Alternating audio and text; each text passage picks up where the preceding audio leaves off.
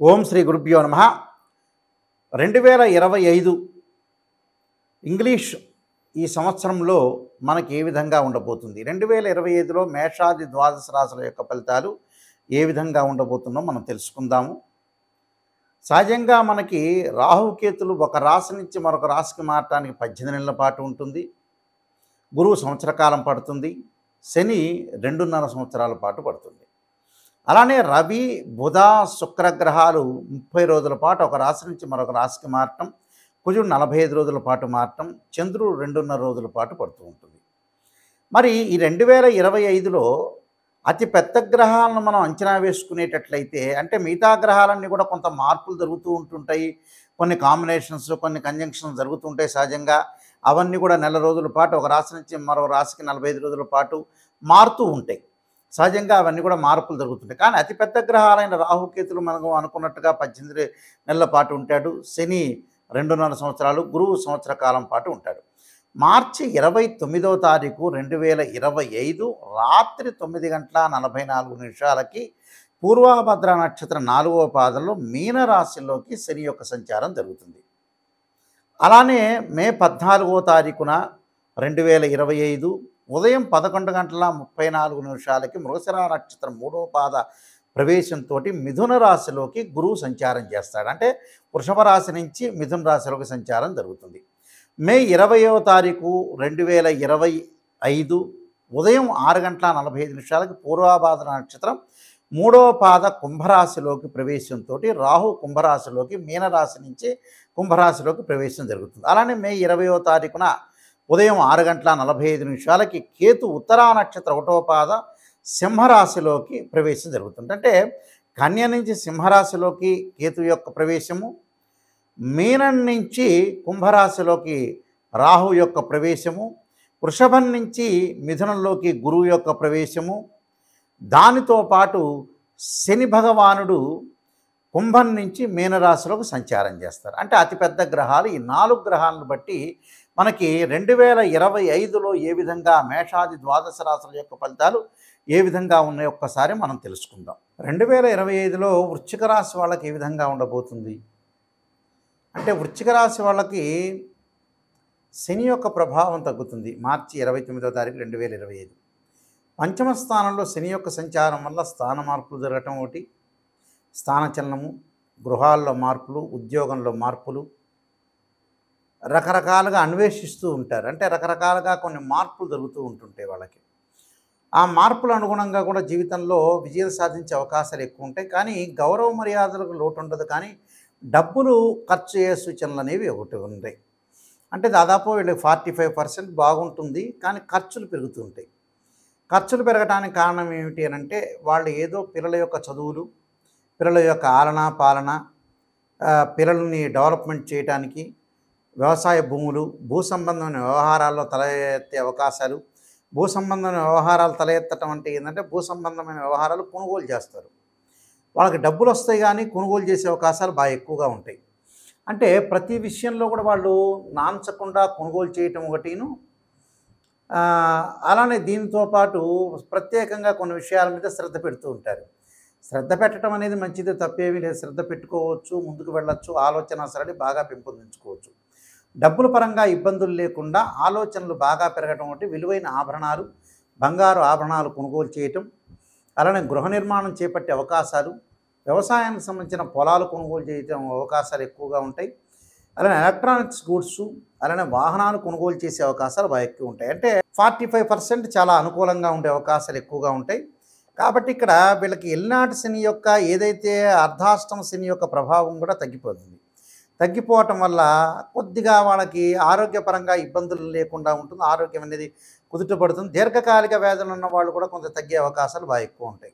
అంటే ప్రతి దానిలో కూడా కొంత విజయం సాధించడమే కాకుండా వాళ్ళకి ఏదైతే వ్యవహార శైలి, కోర్టు సమస్యలు కూడా పరిష్కారం కావటం ఒకటి, ఓటమి తగ్గటం ఒకటి, డబ్బులు కొంత మటుకు ఖర్చు చేస్తుంటారు. డబ్బులు అంటే ఏంటంటే శుభ కార్యక్రమాలకి, తీర్థయాత్రలకి, పెళ్ళిళ్ళకి, పిల్లల యొక్క చదువులకి, వీళ్ళ యొక్క పిల్లలకు కూడా విదేశాల్లో ఉద్యోగాలు రావటమే కాకుండా మంచి విశ్వవిద్యాలయంలో సీట్ రావటం ఒకటి, దానికోసం కొంత డబ్బులు ఖర్చు పెట్టే అవకాశాలు బాగా ఎక్కువగా ఉండటం ఒకటి, జాయింట్ దారుల వల్ల కొంత మోసపోయే అవకాశాలు ఎక్కువ ఉంటాయి. జాయింట్ ద్వారాల వల్ల కొంత మోసపోకుండా తొందరపడి ఎవరిని పడితే వాళ్ళని నమ్మొద్దండి.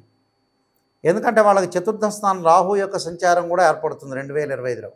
తల్లి యొక్క ఆరోగ్య విషయంలో కానీ, వాహనాల మీద ప్రయాణం చేసేటప్పుడు కానీ, వాహనాలు కొనుగోలు చేసేటప్పుడు అగ్రిమెంట్స్ వాటిల్లో కూడా కొంత అభద్రతా భావం అనేది ఉండకూడదు.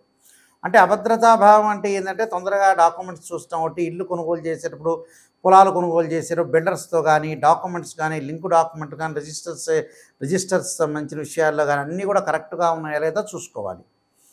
అంటే మనం ఒక వస్తువును కొనుగోలు చేసేటప్పుడు ఇవన్నీ కూడా మనం ఆలోచన చేసి ముందుకు వెళ్ళాలి కదా. ఆలోచన చేసి ముందుకు వెళ్తేనే మీకు మంచి జరిగే అవకాశాలు ఎక్కువగా ఉంటాయి. వివాహ ప్రయత్నాలు సఫలీకృతం అవుతాయి. స్త్రీలకు కూడా ఉన్నతమైన అభిప్రాయాలు కలిగే అవకాశాలు ఉంటాయి. విద్యార్థులు అధిక శ్రద్ధతో చదివితే కానీ పాస్ అయ్యే సూచనలు అనేవి ఉండవు. కాబట్టి అధిక శ్రద్ధ అనేది చాలా ఇంపార్టెంటు. ఎందుకంటే వేరే వ్యాపకాలను తగ్గించుకుంటూ ముందుకు వెళ్ళాలి. అయితే డబ్బులు ఖర్చు అయ్యే సూచనలు అయితే ఉన్నాయి. ఆ డబ్బును కొంత పొదుపు చేసుకోండి. ఎందుకంటే 25% అనవసరమైన ఖర్చులు, ఒకటి కొంటే ఇంకోటి ఫ్రీ అని కొంతమంది ఖర్చు పెట్టే అవకాశాలు ఉంటాయి. అలాంటివన్నీ కూడా లేకుండా చాలా జాగ్రత్తగా ఆలోచన చేసి నేను చెప్పిన రెమెడీస్ పాటించండి. మీకు మంచి జరిగే అవకాశం ఖచ్చితంగా ఉంటుంది. ఈ రాసుల వాళ్ళందరూ కూడా చక్కగా కొన్ని అనుసరించాల్సిన నియమాలన్నీ ఉన్నాయి. ఈ సంవత్సరం అంతా కూడా 2025లో ఈ రాసుల వాళ్ళందరూ కూడా అనుసరించాల్సిన విధానం ఏమిటి, విధి విధానాలని అనుసరిస్తే మన జీవితం అనేది ఎలాంటి మలుపు తిరగబోతుంది అంటే, వృత్తి, ఉద్యోగ, వ్యాపారం కానీ, వివాహం కానీ, అలానే ఆరోగ్యపరంగా కానీ, ఆర్థిక సమస్యలు కానీ, కోర్టు సమస్యలు కానీ, ఇలాంటివన్నీ కూడా ఇబ్బందులు కలగకుండా ఉండటానికి నేను కొన్ని ప్రత్యేకంగా రెమెడీస్ చెబుతాను. ఆ రెమెడీస్ అనేవి మీరు పాటించండి. మీకు మంచి జరిగే అవకాశం ఖచ్చితంగా ఉంటుంది. 2025లో గణపతి యొక్క ప్రార్థన చేయండి. గణపతి యొక్క ప్రార్థనగా చేయాలి అని అంటే మనకి 2025 సంవత్సరంలో సహజంగా సంకష్టహర చతుర్థి వ్రతాన్ని పాటించండి. సంకష్టహర చతుర్థి వ్రతాన్ని ప్రతి నెలలో చేసుకోవటం కానీ, లేకపోతే నెలకి ఒక నెలలో చేస్తే నెక్స్ట్ మంత్ ఆపేసుకొని ఆపై మంత్లో కానీ సంకష్టహర చతుర్థి గణపతి యొక్క ప్రార్థన, గణపతిని గకార అష్టోత్తరంతో ప్రార్థన చేయటం చేయండి. అంటే వక్రతుండ మహాకాయ కోటి సూర్య సమప్రభ నిర్విఘ్నం కురుమే దేవా సర్వకార్యేశ్వరుదా అనే మంత్రాన్ని చక్కగా చదువుకోండి. వీలైతే తత్పురుషాయుధ్యే వక్రతుండాయ ధీమహే తన్నోదంతి ప్రచోదయాత్ అనే మంత్రాన్ని చదవటం ఒకటి. గణపతి యొక్క ఆలయాలను దర్శనం చేయండి. అది ఎప్పుడు సంకష్టహర చతుర్థి రోజున కానీ, బుధవారం కానీ, హస్తా నక్షత్రం కానీ. అంటే మన జీవితంలో ఉండే విజ్ఞానాన్ని కూడా తొలగిపోతుంటాయి.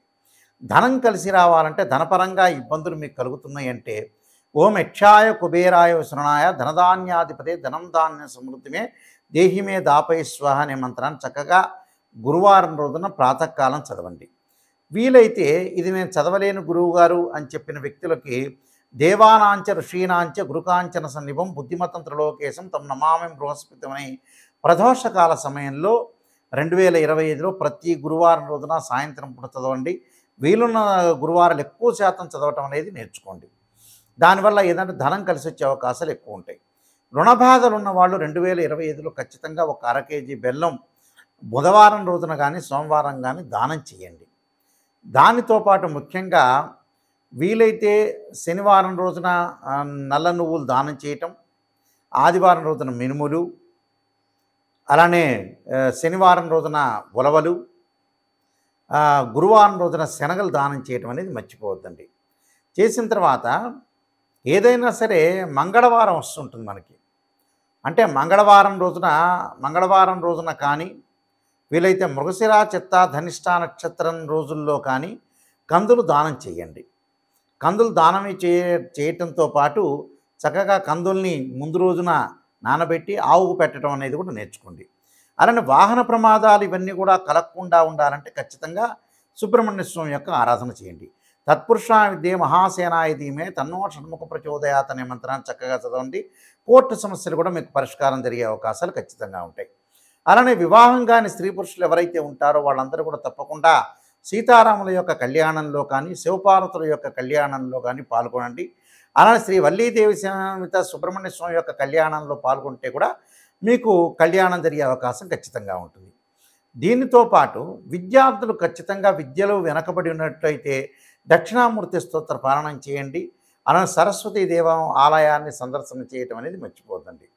అంటే ఇవన్నీ కూడా ఆరోగ్యపరంగా ఇబ్బందులు కలిగే వ్యక్తులు కూడా శరీరే జర్జరీభూతే వ్యాధిగ్రస్తే కలేబరి ఔషధం జాహ్నవీతూయం వైద్యో నారాయణ హరి అనే మంత్రాన్ని చక్కగా చదువుకోండి. నువ్వుల నూనెతోటి శివుడికి అభిషేకం చేయండి.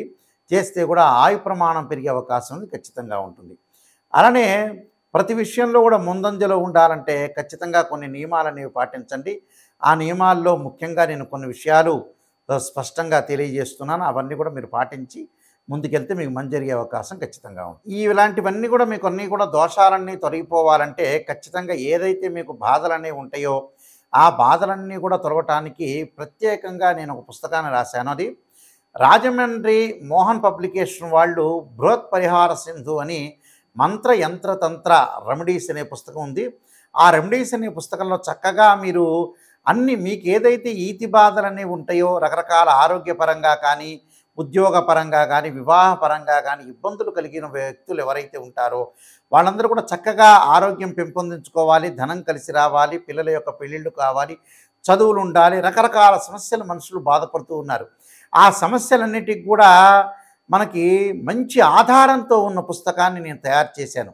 ఏమిటంటే అది రామాయణంలో కానీ భాగవతంలో కానీ భారతంలో ఉండే కొన్ని శ్లోకాలు కానీ అలానే పురాణాల్లో కానీ ఇతిహాసాల్లో కానీ మంచి మంచి శ్లోకాలు మంత్రాలన్నీ కూడా మనకు వేదం చెప్తుంది. ఆ వేదంలో ఉండే శ్లోకాలు మంత్రాలకు సంబంధించినవన్నీ కూడా రెమెడీస్ అనేవి కొన్ని పుస్తకంలో ఉంది కాబట్టి నేను రాసిన పుస్తకంలో పొందుపరిచానది. ఆ పుస్తకం పేరు బృహత్ పరిహార సింధు అంటారు. ఇది రాజమహేంద్రవరం మోహన్ పబ్లికేషన్ వాళ్ళు ప్రింట్ చేశారు. ఈ పుస్తకంలో మీకు ఏదైతే దోషాలనేవి జాతకపరంగా ఉంటాయో ఆ దోషాలన్నీ కూడా తొలగటానికి ఆ పుస్తకం అనేది చాలా ఉపయోగపడుతుంటుంది. ఆ పుస్తకాన్ని మనం స్క్రీన్ మీద చూపిస్తున్నాము. అందరూ కూడా ఆ పుస్తకాన్ని తీసుకుని ఆ పుస్తకంలో గ్రంథంలో ఉంటే ఏదైతే మీకు బాగలేదో ఆ శ్లోకాలు మంత్రాలు చదవటం వల్ల కూడా మీకు చక్కని పరిష్కార మార్గం దొరుకుతుందని మరి నేను ఆశిస్తున్నాను. సర్వే జనా సుఖినో భవంతు.